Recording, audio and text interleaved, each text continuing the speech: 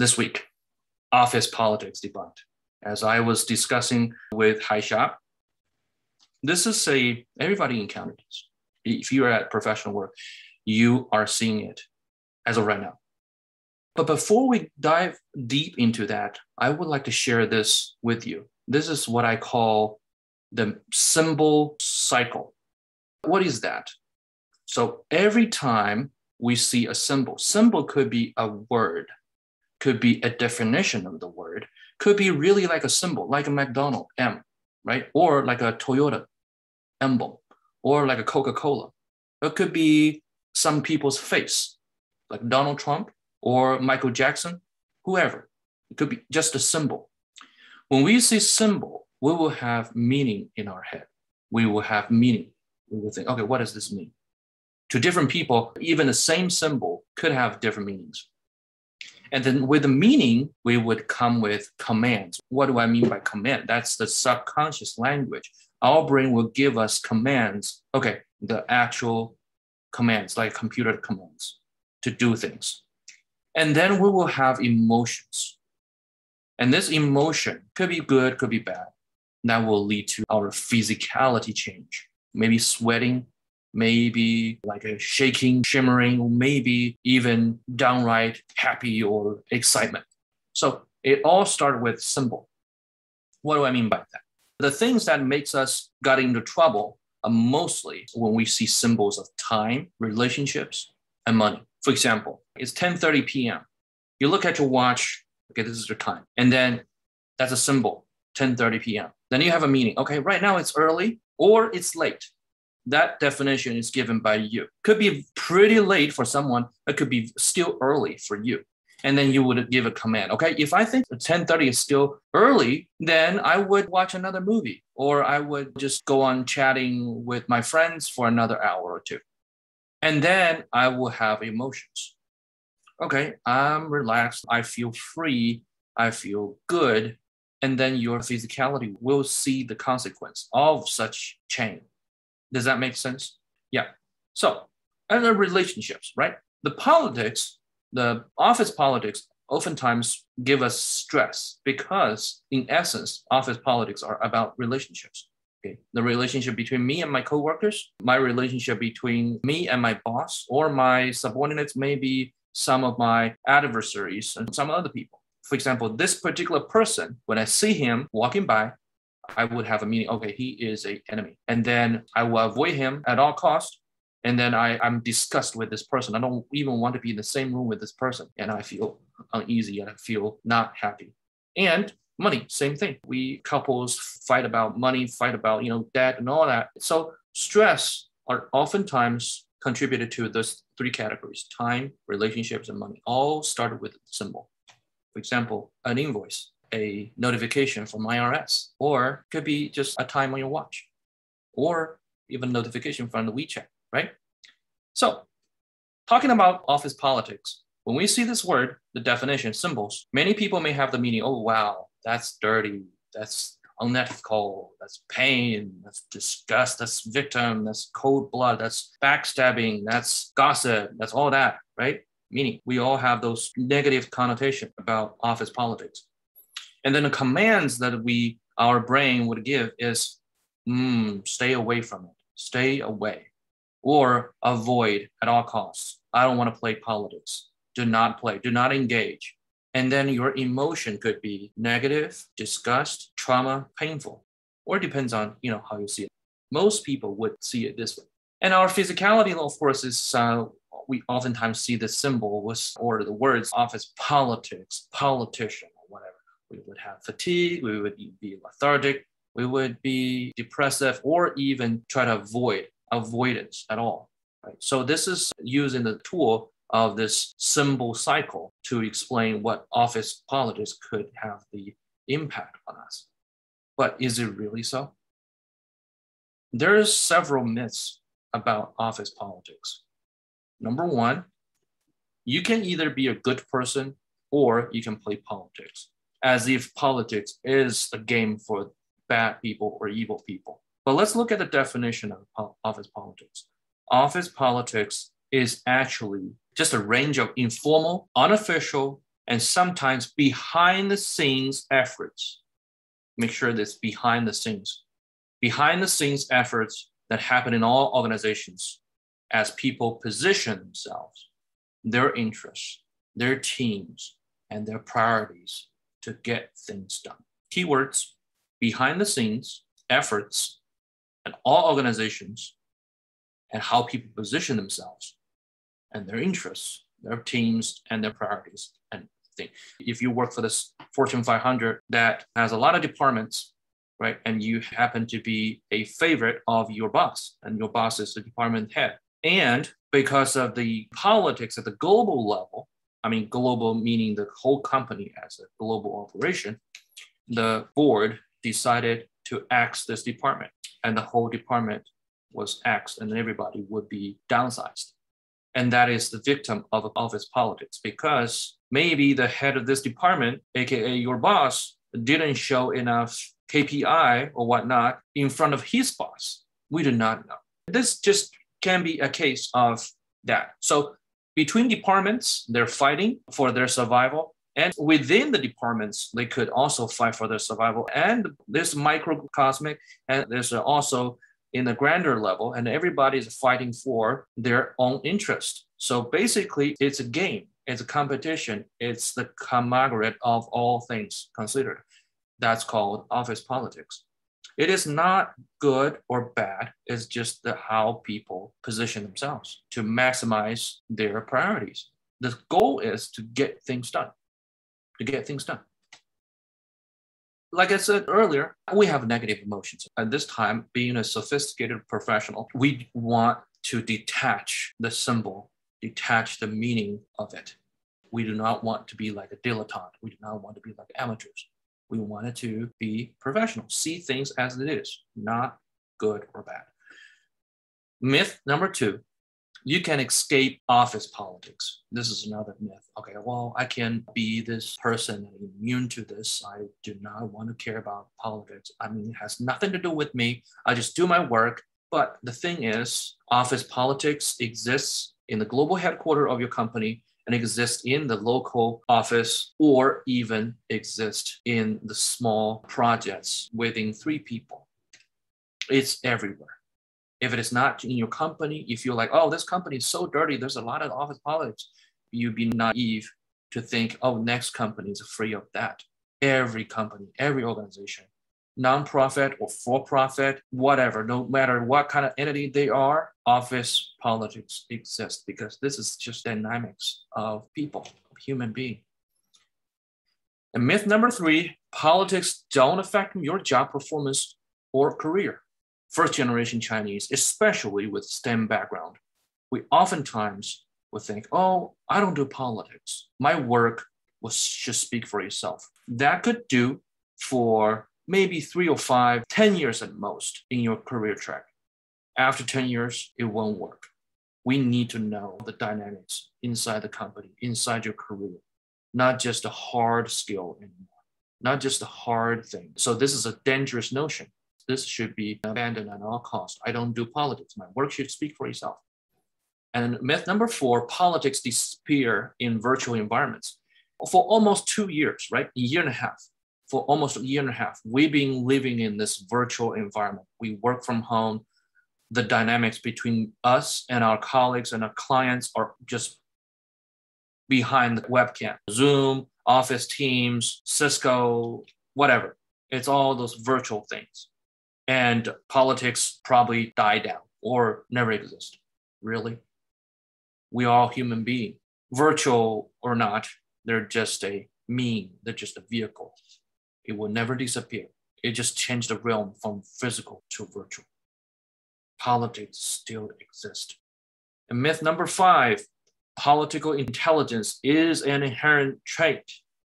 Oh, some people are just like, oh, they're born with this talent, so good at greasing all the relationships. This person is a born politician. And we heard comments like that all the time. But really? Not really. Just like any other skills, you need to practice to master. We talked about this over and over and over. Anything worth doing is worth investing time and energy, because time and energy are the universal currency. are the most valuable currency, not like money.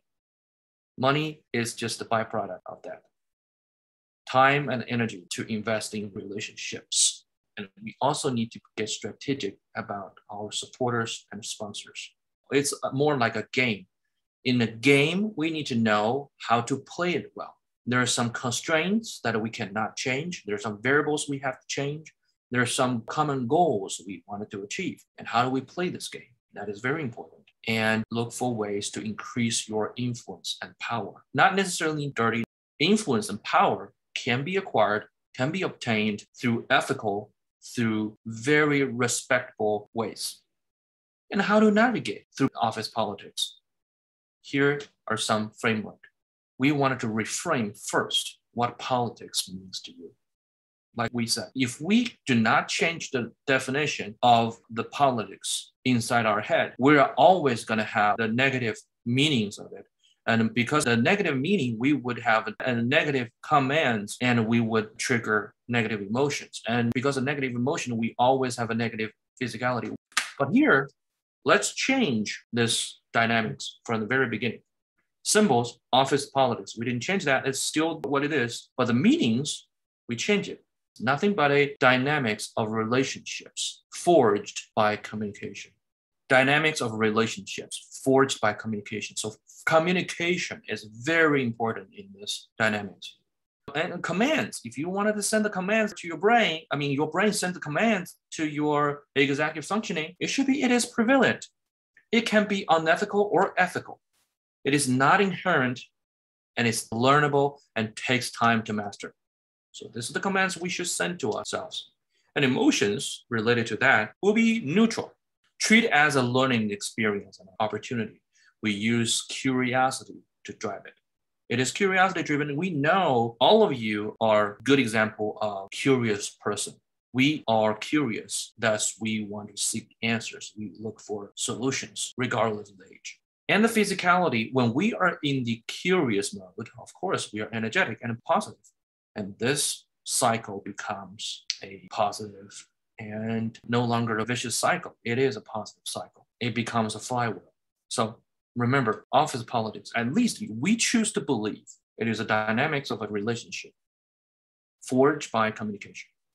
So if we believe politics is something dirty, is something dangerous, then we'll be constantly living in stress, constantly living in fear, constantly living in some kind of distrust.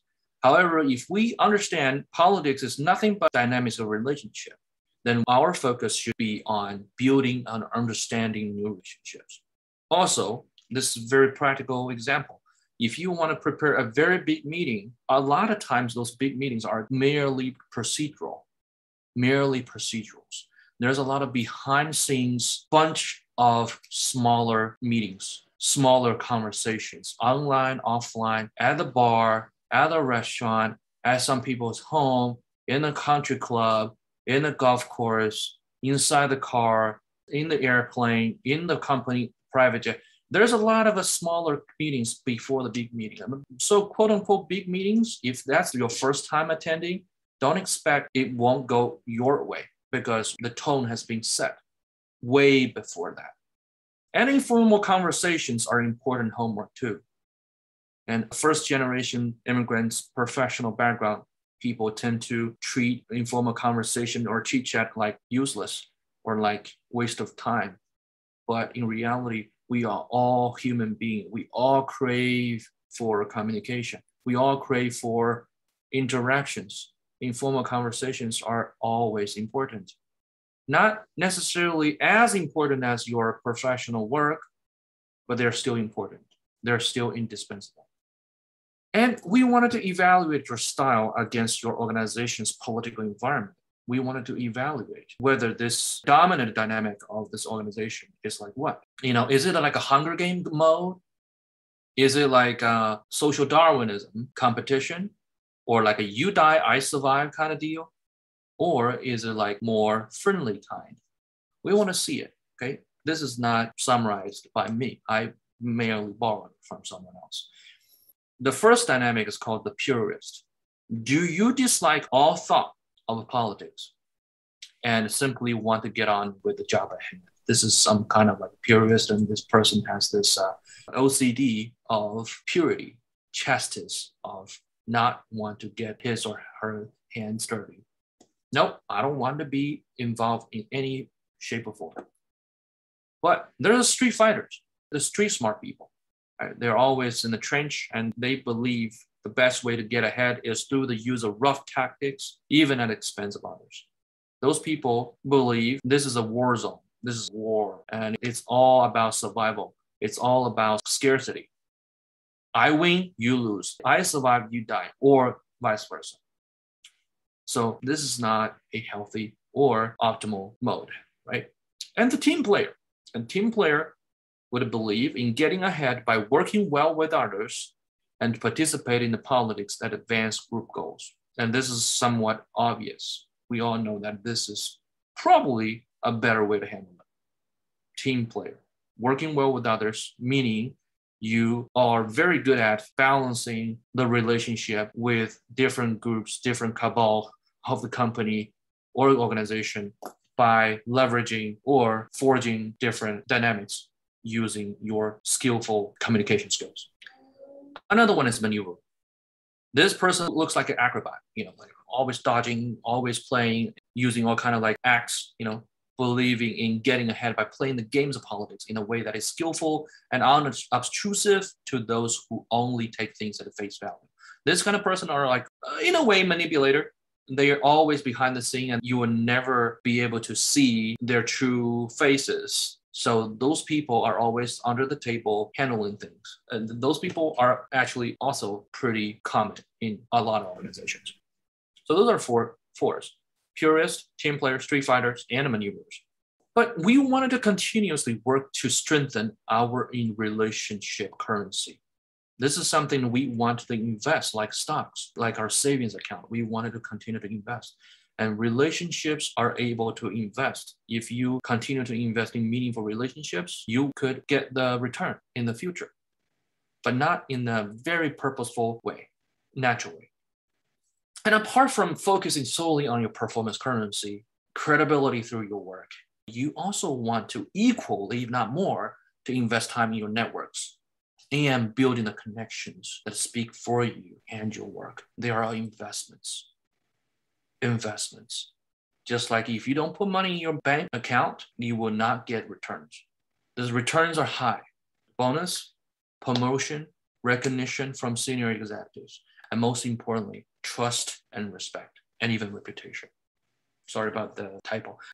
Because you spend time investing, building, maintaining, and cultivating the relationships, making people feel respected, making people feel comfortable. And in that way, you are no longer selfish. The first two models are kind of a selfish way. I only care about myself. I only do what's good for me. I don't care about other people. So relationship can be built outside the traditional work environment too. Like nowadays, North American companies, WhatsApp is a way.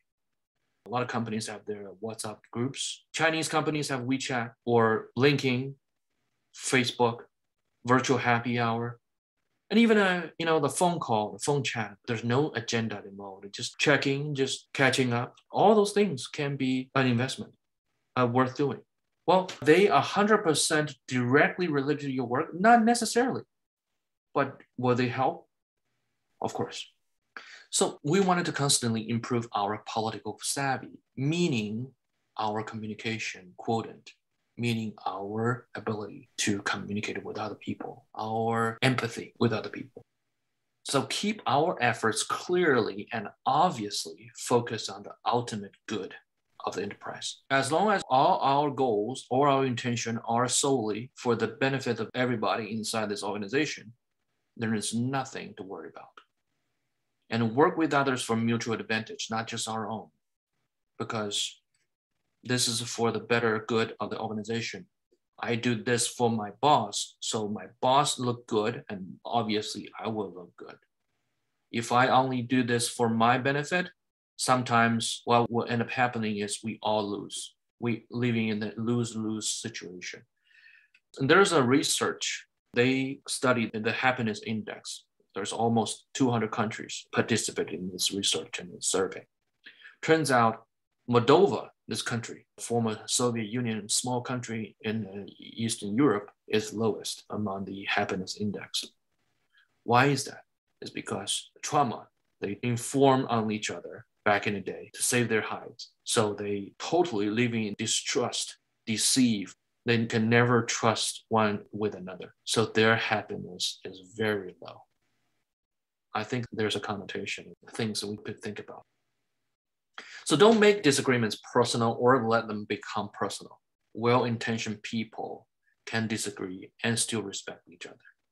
At work, we can respectfully disagree with each other because we do not necessarily have to take things personal. We should never take things personally. It's just for work, it's professional. And if we have the intention to make this for the benefit of the organization, for the benefit of everybody, then we should not be offended at all.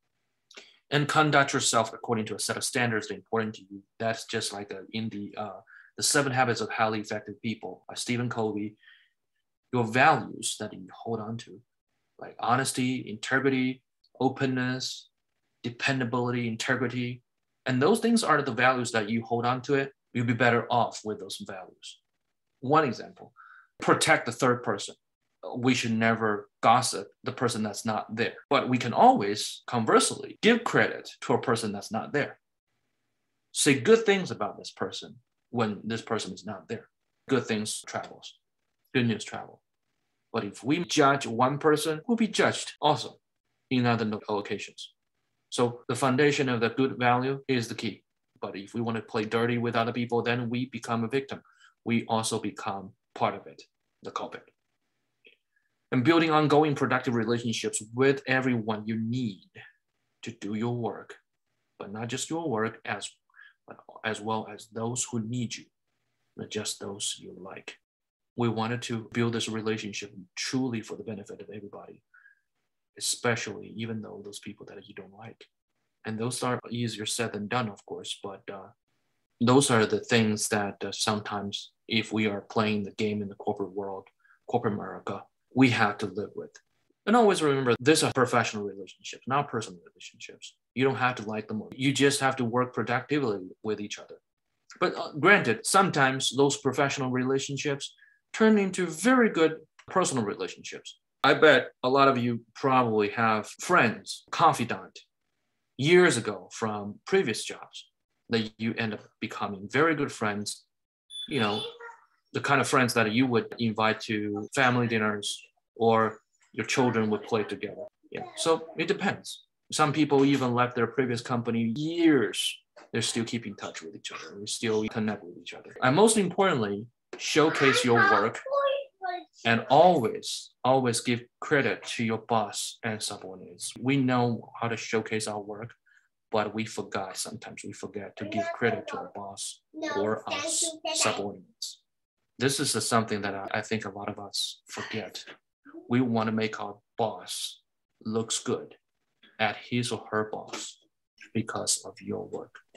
That's our purpose. We want to make our boss look good at his boss because of me. Then you will be in their circle. We wanted to create this quote unquote karma, good karma in this chain. So good things will happen. Yeah. Okay.